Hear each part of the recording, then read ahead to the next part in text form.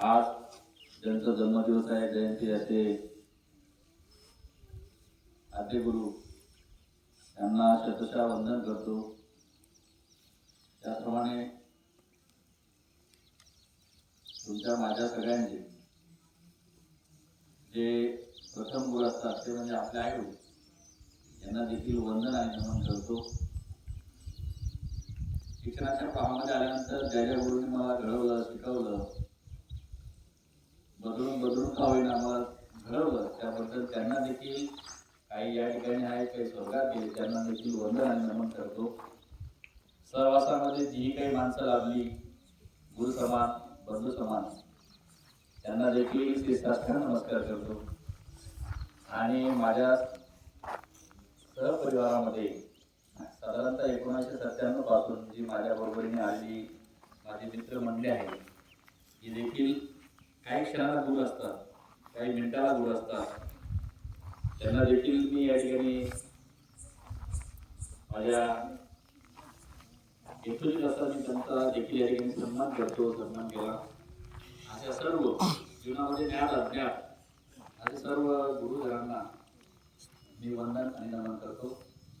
मित्रो, आता आजचा जो दिवस आहे तो गुरुपौर्णिमेचा दिवस आहे।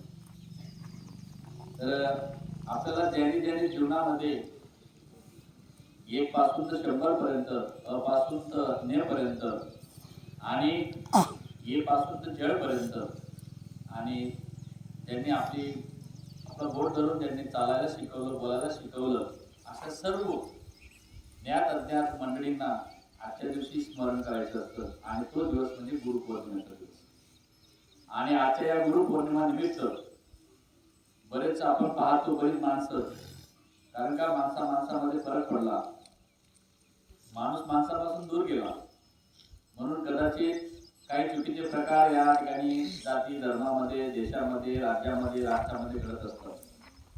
बरीच माणसं आहेत, काम सरो वैद मरो, बरोबर ना, आणि काम सरो आणि गुरु भी मरो, अशी बरीच माणसं असतात। परंतु मित्रांनो तसं नाही। आपल्याला ज्याने मोठं केलं, ज्याच्या सहवासामध्ये, ज्याच्या संपर्कामध्ये आलो, त्यांनी आपल्याला मोठं केलं, त्यांचं स्मरण आणि त्यांचं आठवण ही आपल्याला असली पाहिजे। आणि विशेषतः परमेश्वराचे विशेष आभार, की आपण ज्या देवाला मानत असाल त्या देवाचे विशेषतः आभार, की तुम्हाला सकाळी जागवतो, रात्री झोपवतो, आणि मी जे खाल्लेलं अन्न आहे ते माझं पचवतो। मी म्हणतात की अन्न पचवण्यासाठी शरीरामध्ये एक मशीन बसवलं आहे, एकदम खोटी कल्पना आहे।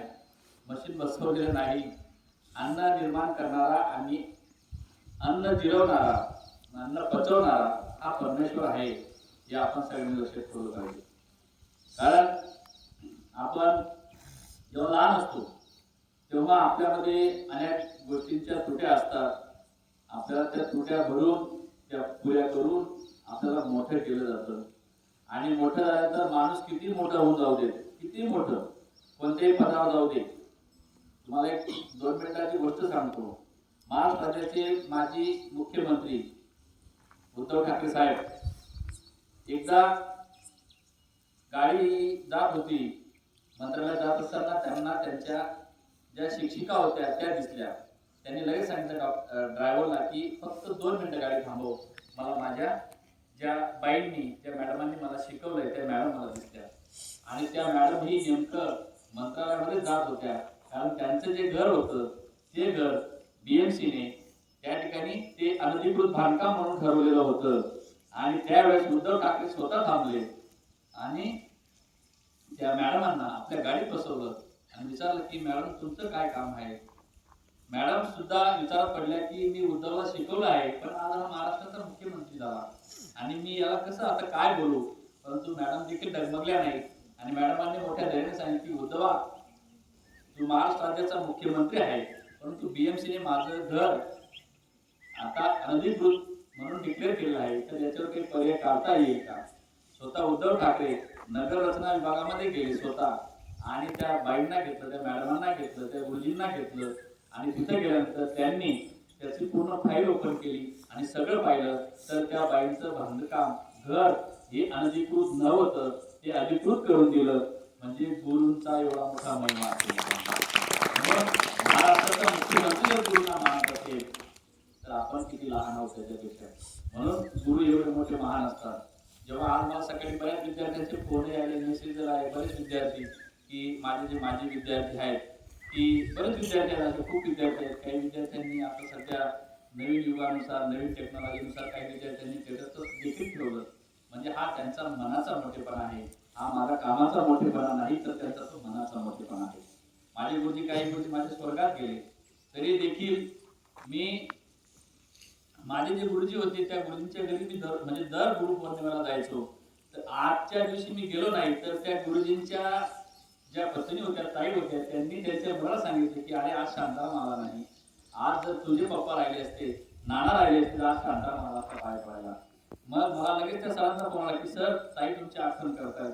मी त्या ताईंना माझं सगळं काम सोडून ताईंना लगेच भेटायला गेलो की नाही म्हणजे तुझे गुरुजी जरी गेले स्वर्गात पण तुझ्या गुरुजींची धर्मपत्नी मी पण तुझी गुरुजी आहे, तू आज आला नाही बाळा. म्हटलं नाही ताई यायचं होतं, येताना जाऊ ताईला भेटायला. म्हणजे आपल्याकडे गुरुनिष्ठा अशी असली पाहिजे. मी तुम्हाला गुरुनिष्ठा ही सांगतो आहे, शिकवत नाही. म्हणून गुरुजी कशी असो, आज माझ्या लेकरांना सगळी माझी जी मंडळी आहे, सहकारी माझे सहकारी गुरु आहेत, माझे सहकारी गुरु वर्षभर सगळ्यांना शिकवतात. म्हणून मी माझ्या मनाला ठरवलेलं आहे बऱ्याच दिवसापासून की माझे जे सहकारी मित्र आहेत ते तुमचे गुरु आहेत. तुमचे गुरु आहेत म्हणजे ते माझ्या गावातील विद्यार्थ्यांना, माझ्या कर्मभूमीतील, माझ्या या मातीतील विद्यार्थ्यांना ते घडवण्याचं काम करतात. म्हणून मी त्यांचा एक असा सन्मान आणि सत्कार केला पाहिजे. त्यांच्या सन्मानामागे एक उद्दिष्ट आहे की जेणेकरून त्यांना मी गुलाबाचं जे फुल देतो, गुलाबाच्या फुलाला खाली पाला असतो आणि काटा असतो आणि वरती गुलाबाचं फुल असतं. तर माझे सहकारी मित्र तुम्हाला गुलाबाच्या फुलासारखं खाली असलेला पाला, खाली असलेला काटा, तो जरी हाताला टुचत असेल, कदाचित माझा शिक्षक तुमच्यावरती रागवला असेल, पण त्याने तुम्हाला गुलाबाच्या फुलासारखं टवटवीत बनून तुम्हाला समाजामध्ये सोडलेलं असतं. म्हणजे माझा शिक्षक एवढं मोठं काम करतो. लोक कामापुरतं मामा म्हणतात, बरेच लोक असतात एखाद्या गुरुजीकडे एखाद्या शिक्षकाकडे काम आणलं, सर नाही तुमच्यासारखा माणूस नाही, तुम्ही खूप महान आहे. परंतु मित्र समाजामध्ये आता सध्या फार वातावरण खराब आहे. इतकं खराब आहे की काही लोक गुरुजींवर टीका करतात. एखादी व्यक्ती चुकली असेल तर एखाद्या व्यक्तीवरती त्याला स्पेशल टीका करावी, परंतु सर्व समाजाची गुरुवरती टीका करणं फार चुकीचं आहे.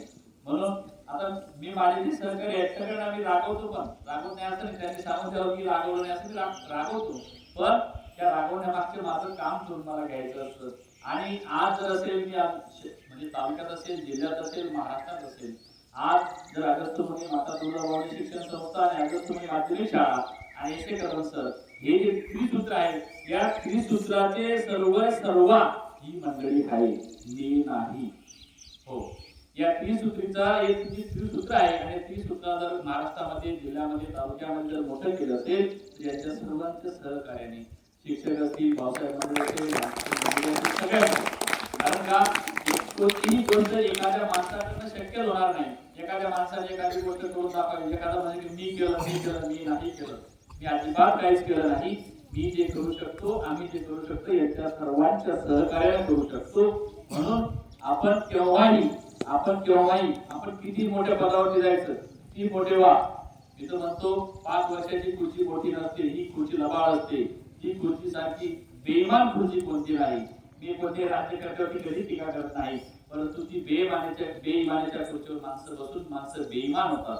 परंतु माझा गुरुजी कधीही बेईमान होत नाही. माझ्या गुरुजी कोणाचाही मुलगा आला असेल, कोणाचीही मुलगा असेल, नोकरीतला आला असेल, बिल्डिंगमधला आला असेल, चांगल्या घरात असेल, चांगल्या महालातला असेल, माझा गुरुजी त्या सगळ्यांना, झोपडीतल्या मुलालाही, महालातल्या मुलालाही, चांगल्या बिल्डिंगच्या घरातल्या मुलालाही माझा गुरुजी समान न्याय हक्काने त्याला शिकवण्याचं काम करतो.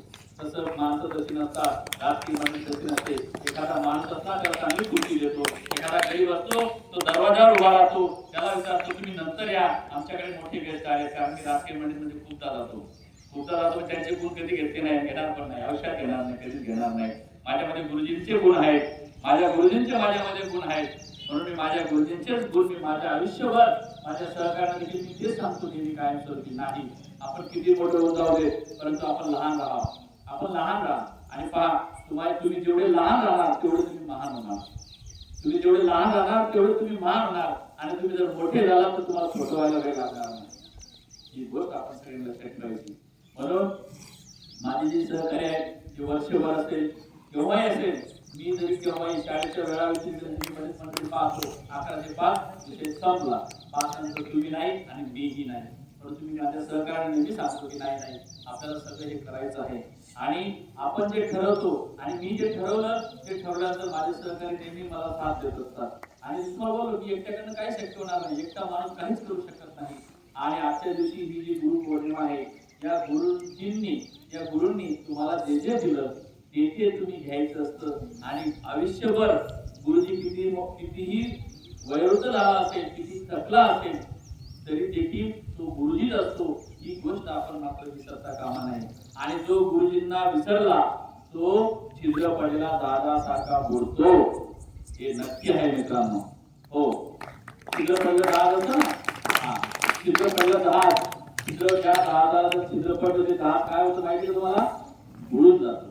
म्हणून विद्यार्थ्यांनी मित्रांनो लक्षात घ्या, आपण छिद्र पडलेल्या जहाजासारखं राहायचं नाही, व्हायचं नाही. तुम्ही भविष्यामध्ये कलेक्टर व्हा, काही व्हा, परंतु गुरुजीच असतो. गुरु हा गुरुच असतो. मग तो कोणी असो, आई असो, वडील असो, आध्यात्मिक गुरु असो, शैक्षणिक गुरु असो, कोणी असू दे, म्हणजे ते आपल्यासाठी फार काकुळतीने, फार मेहनतीने, फार जिद्दीने हे शिकवण्याचं काम, मार्गदर्शन करण्याचं काम करतात. आम्ही तुम्हाला शिकवत नाही, आम्ही मार्गदर्शन करतो. इव्हन एवढंच नाही, तुम्ही 10वी पास झाल्यानंतर तुम्ही आउट ऑफला गेले कुठेतरी, तरी देखील जेव्हा रस्त्यावर विचार असेल तेव्हा माझे गुरुजी तुम्हाला मार्गदर्शनाची भूमिका पार पाडतात आणि मार्गदर्शन करत असतात. म्हणून बाळांनो, आजच्या या गुरु पौर्णिमेचा आपण सगळे मनामध्ये, ध्यानामध्ये, शरीरामध्ये, डोक्यामध्ये आणि हृदयामध्ये गुरुजी करून ठेवा. गुरुजीला हृदयामध्ये ठेवा. गुरुजी निश्चित तुमच्यासाठी नक्की धावून येईल. म्हणून आजच्या या गुरु पौर्णिमेनिमित्त माझ्या सर्व गुरुजनांना या ठिकाणी खूप खूप शुभेच्छा देतो.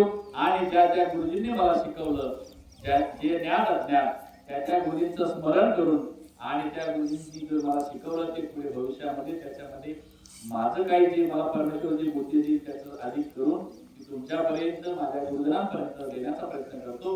या ठिकाणी थांबतो. जय हिंद, जय महाराष्ट्र, जय